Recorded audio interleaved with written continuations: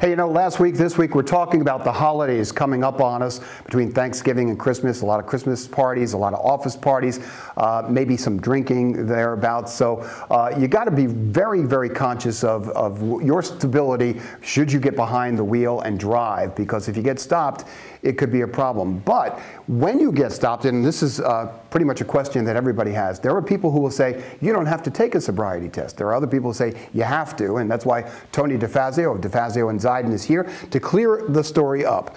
Do you, within your rights, to say, I refuse taking a breathalyzer?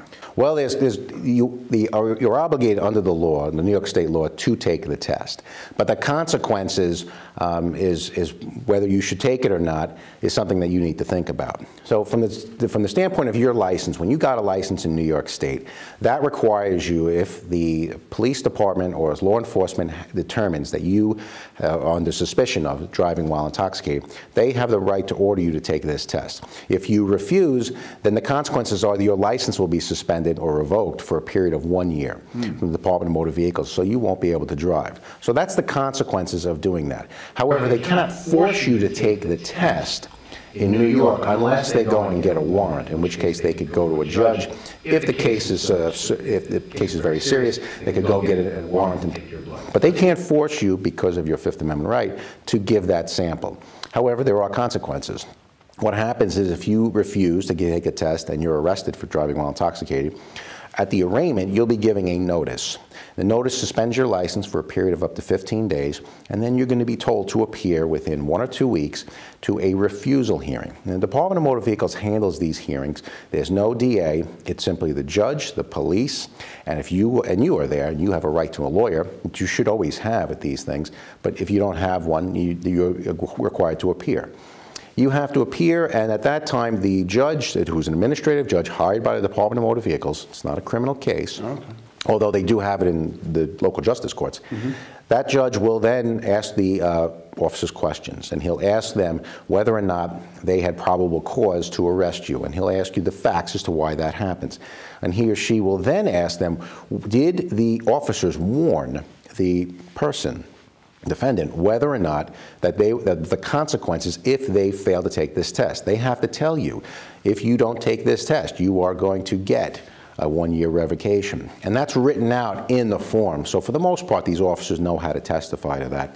And they'll indicate in their supporting depositions, which I've seen and you get, that they actually gave these refusals.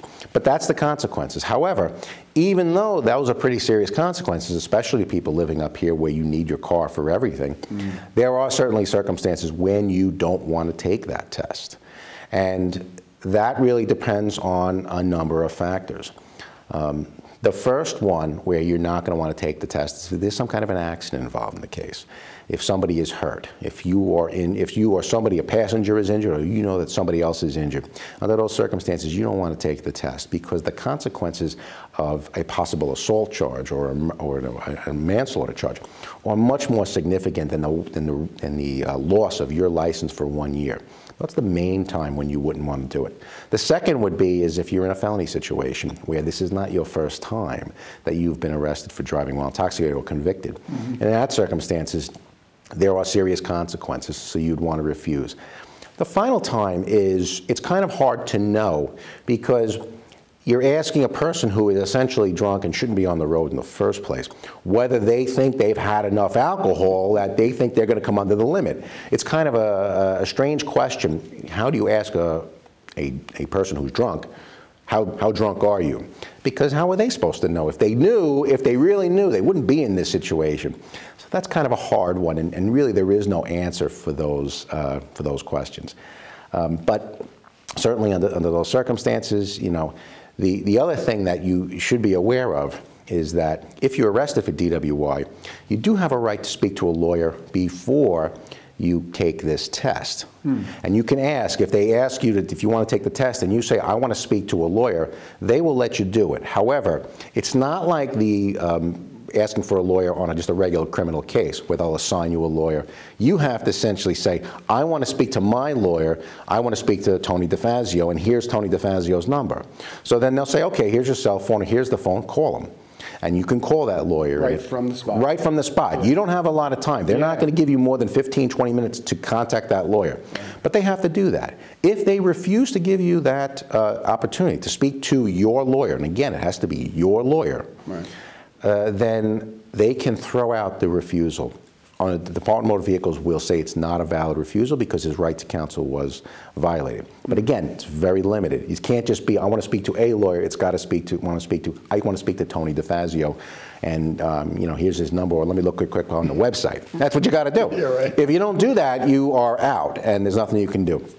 There's actually one other part of refusals, which is there's a little potential area. Some people, if you blow into the machine and it does not register, they'll count that as a refusal. They're saying you didn't try to blow hard enough to get a thing. But there are certain people that have pulmonary conditions, that have asthma conditions, where they just can't blow that hard into this machine to make it register. If you can prove that at a hearing, I've had some success with getting refusals knocked out. And obviously, when you're looking at a 1-year suspension of your license, that's a big thing. Yeah, and that's the biggest part of it, because it just will change your life. Not only to have it on your record, it could affect your job, but it'll definitely affect your life if you don't have that license. So great stuff to know. Tony, thank you so much. That is more information on Your Right to Know with Tony DeFazio of DeFazio & Zeiden, and we will see you next week.